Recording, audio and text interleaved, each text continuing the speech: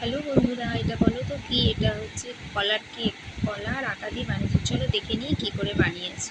প্রথমে দুটো কলা আর হাফ কাপ চিনি নিয়েছি, ভ্যানিলা এসেন্স দিয়ে ওটা পেস্ট করে একটা বাটিতে নিয়ে নিয়েছি। এবার বড় কাপের 1 কাপ আটা, বেকিং পাউডার, বেকিং সোডা আর সামান্য একটু লবণ দিয়ে ওটা চালনি দিয়ে ছেঁকে নিয়েছি। 1 কাপ গুঁড়ো দুধ দিয়ে দিয়েছি, দিয়ে ওটা ভালো করে মেশাবো। মেশানো যাচ্ছে না তখন একটু দুধ দেবো।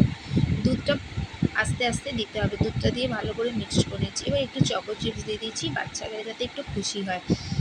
আমি তেলটা দিতে ভুলে গেছিলাম। তেল বা বাটার যার যেটা ইচ্ছে সে সেটা দিয়ে দেবে। দিয়ে ওটা খুব ভালো করে মিক্সড করে একটা বাটিতে তেল লাগিয়ে বাটার পেপার দিয়ে নিয়েছি।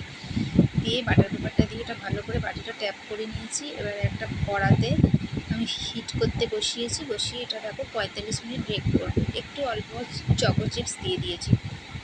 45 মিনিট পর কেকটা দেখো আমার একদম হয়ে গেছে। কেকটা এবার ছুরি দিয়ে 5টা কেটে এটা বার করে নিয়েছি। কেকটা কিন্তু খেতে খুবই সুন্দর হয়েছিল, আর আমার মেয়েরা তো খুব পছন্দ করেছো কেকটা। করে তোমরাও খেয়ে দেখো। টাটা।